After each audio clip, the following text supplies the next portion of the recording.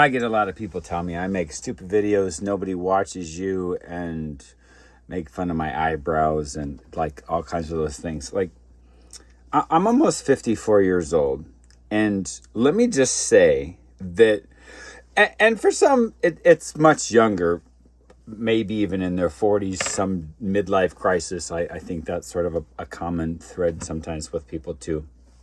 But I had to get quite a bit older. I was pretty close to 40. 50, I mean. In fact, I can't remember now. Was it just a few weeks before my 50th birthday? A couple months before my 50th birthday. I had kind of accepted that I would never be happy again in my life. Like, I had totally accepted it and said, you know what? Existing is just fine. That was about 2 months before my 50th birthday. And then right around my 50th birthday, if I remember all this timeline correctly, I just felt like when it was a couple months after, I had really just accepted it as being truth. Like, I had accepted never going to be happy again. And I was okay with just existing. And then about 2 months later, I just felt like it's not, almost like a baptism in religion. That day when everything just comes, just weight taken off your shoulder, and something seems different about the air, the light, the wind, the smells, everything just seems a little bit different. And you can't quite put your finger on it, but you have faith, and you have a little bit of in touch with your own reality, and you realize, you are, in fact, a little bit different. So I realized you could not embarrass me anymore, which is weird. But you're not going to embarrass me. You're not going to embarrass me. If I'm wrong, I'm willing to have a healthy conversation. If we're on different sides of the fence and you're trying to, I'm willing to sit with some new information, but that day doesn't create a new transformation when you present a new thing. Sort of like where I'm coming, our history of America, the Confederates and the whole slavery thing, and later understanding that it had a lot more to do with cutting off the flow of money that was going over to Europe and places like Britain. The British are coming. So why would we want to be letting, millions of dollars or billions of dollars in today's money, I would imagine? Why would we want to let billions of dollars, if we were to today, why would we want billions of dollars of farmland in the South, that money going to Europe? If Europe was the one trying to overtake us, why would we want to fund their war? So cutting off the bleeding out of American money over to another country, just think about it. And that was why the currency, that was why the tea tax. I mean, they were always trying to figure out a way to get more money from us. Like, that doesn't even, just like Canada feeds over there. I don't know how all that goes in Canada, and their provinces are a little different than how different individual states in the United States work. And I'm not, it's over my scope of understanding, but I just know that there's in there. But so when people want to come to me and say things about my looks, I honestly, and then you don't even know what someone chooses a look. Even if you choose homeless, disheveled, strung out on the streets, addict, you, in some regards, said, this is the image that I can handle. Because if you can't live the image, you're likely going to check out, or you're going to figure out a way out of it.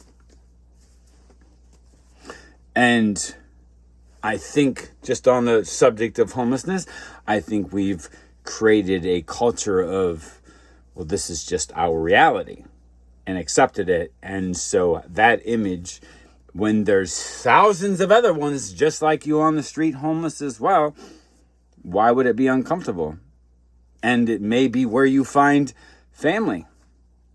And when you create, I'm just saying, there's a lot of conversations to be had. Now,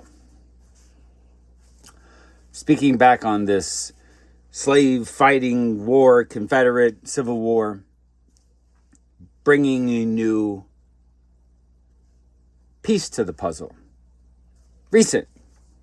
Finding out that a lot of these slave bartering ships and all that has to do with the Jews as the sort of master at the top of the pyramid on this issue. And you want me to just suddenly respond and have that figured out? No, I'm going to have to sit with this information a bit. I'm going to have to sit with this because it's not just, I don't know what to make of it. I am not going to, and this is now not newest information to me, but this changes both of the narratives. The one we were fed in school, the one that I started to understand on my own from picking up all the pieces and then getting more pieces. And for a lot of you, you may don't follow me, whatever. I've been working on something pretty unusual for the last 35 years. But, and to be fair, if you're a true follower, stalker, know me, most of that first, 20 years was, I really didn't think that I would win the Nobel Peace Prize simply for the fact that some of the content, and again, this is just in literature, a book. More of a Nobel Peace Prize for humanity in literature is more of a acknowledgement. Not so much that words are mightier than the sword. Spelling words is, in fact, witchcraft and creates an outcome. So you have to be very thoughtful when you're spelling words, especially if it is, in fact, something that is supposed to change the world. And then I've spent 35 years on it. And now it's a series of 7 novels. And then understanding the psychology of creating new information for someone creates kind of a short-circuited side effect in their brain. So I have to work around and with that. Acknowledge it, for one. And let the reader acknowledge that too. There have been a lot of things that have fallen into just putting things in my satchel, as I often tell people, but I've got different satchels for different reasons that I'm carrying around for my whole life. Because I knew when I was 8, there was something very different about the way that I was analyzing the world around me. Cause and effect, some of it's just been a very interesting journey, I might say.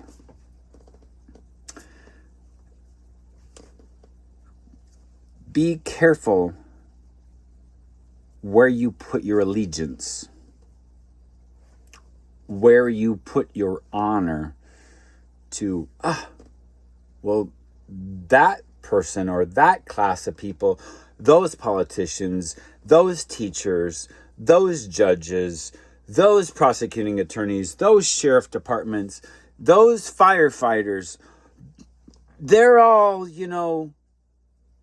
good people, educated people. People like them, so that's why they're in that position. So they would never lie or cheat or try to steal, because they're the best people. If you put your allegiance there, you are very much going to end up with a very, very disfigured thought process at the end when you realize you were just a stepping stone. You were just pieces on a puzzle that they had to manage, sometimes with no care about you, none. And it's getting worse as we see what's going on in the healthcare and people who aren't even in the field, aren't even an expert, making decisions that you and your doctor have already agreed this was the best course of action. And now you got people who aren't even in that circle, aren't even trained in that situation, saying, no, this is not going to end well. This is not going to end well. I'm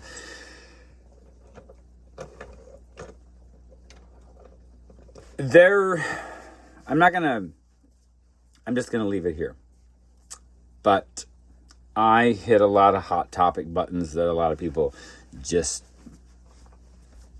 aren't there yet.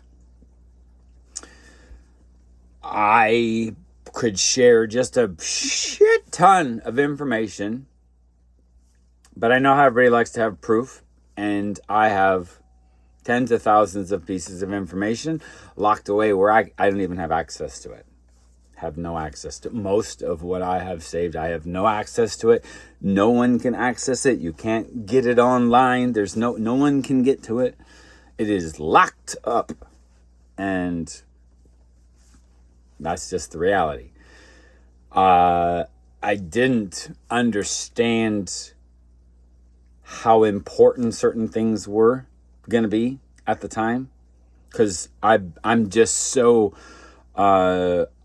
in auto that when I see a piece, I just chuck it in the file and save it. Just 100,000 pieces of information easily over 35 years. Easily. I am no person to say to you, I'm going to be the one that's going to change the way that you see what you're looking at. No. That is a journey you have to do on your own, at your own pace, at your own understanding, in your perception. This is how I'm learning about what it means to be intelligent. This is my addition to how they determine your intelligence. This isn't a replacement theory. Most of you, let's just pretend I'm holding a piece of paper up and there's a hole in it, little tiny hole. Big sheet of paper. Sorry, it's a napkin, and you look through this hole, and then you say, I see the world, and then you tell me everything you know, but when you look over this way, all you see is what's there, and you forget what you were just looking at. And then when you look over here, you're saying, I see the world, but then you forget this, and then you forget how those pieces work together. That is where I'm seeing we have a problem. And part of the issue is there's a lot of things.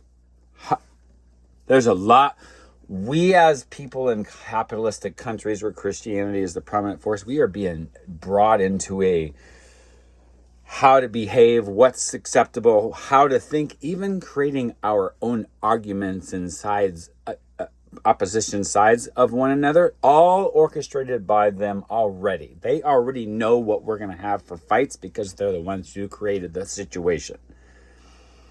And the longer you dive into the books and all the experts, and as they tell you, oh, they have a PhD, so they're the ones that know it all, but they're also the ones that have taken all of the indoctrination to exactly what they've been told.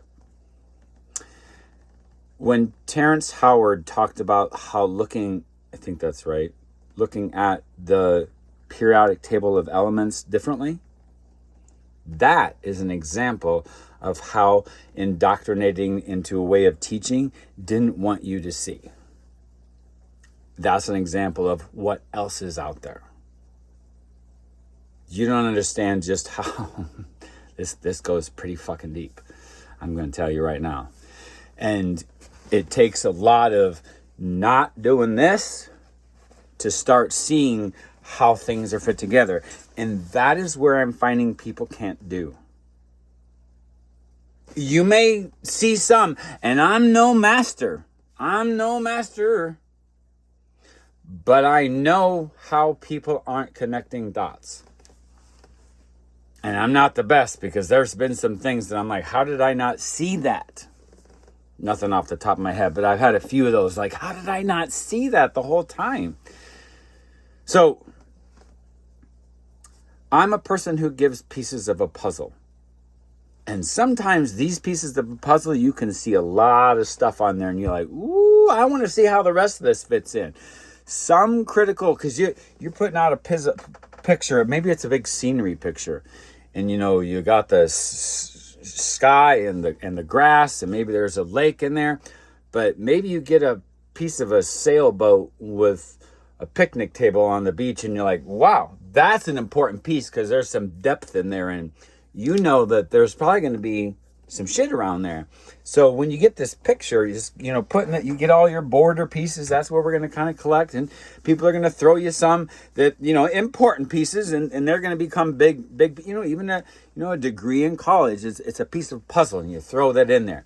You have a vast variety of wanting to know different things. You're going to be surprised how things start to connect, that when you're just journeying through life, you're not going to see them like that would never relate. And you're going to find out they do.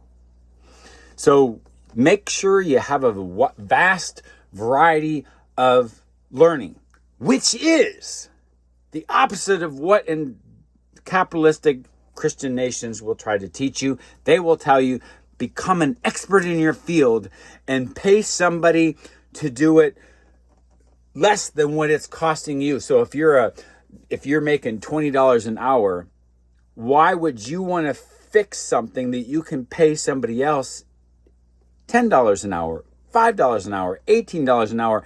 If you're making more doing that, pay somebody less so you're not wasting your time when you're worth $80 an hour everywhere you go. I'm just as an example, whatever it is. So by being an expert in something, you don't pick up a lot of pieces from different parts of life that start to put together in this picture that we call the understanding of the complexity of all the parts of the world. You will never see it. And you've been indoctrinated to think just how they want you to. Limit your scope.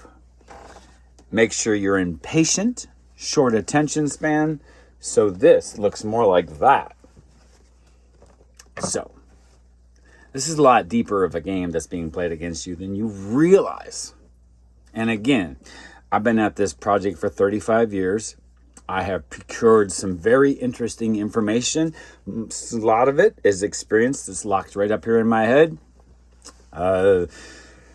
Like when I lived in South Beach, Florida, and tourists come there seasonally. Like we get a lot of Europeans, people from France, people from the Vatican, people from Brazil. They tourist seasonally in South Beach, Florida. And because of the kind of person that I am, I met a lot of people from the Vatican. A lot of people. In a very, very, very, very, very close proximity. You can't get any closer. Because our bodies were naked, for one. So you do learn some things. You do find out some things that, again, I didn't know what I was realizing, picking up pieces of a puzzle, and then started putting things together later.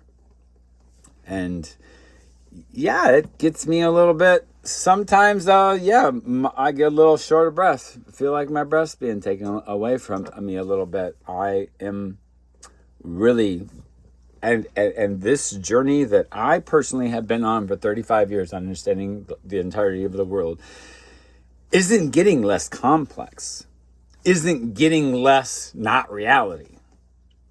And things that I started understanding about 5 years ago are playing right out in front of my face, in front of everybody else. 5 years ahead of you on some things isn't really much in the scope of it now. But you guys are seeing it from this superficial level and not seeing the depth of what's actually underneath of your great awakening. And that's concerning. That's concerning. And the digitalization of important information can be switched in a second.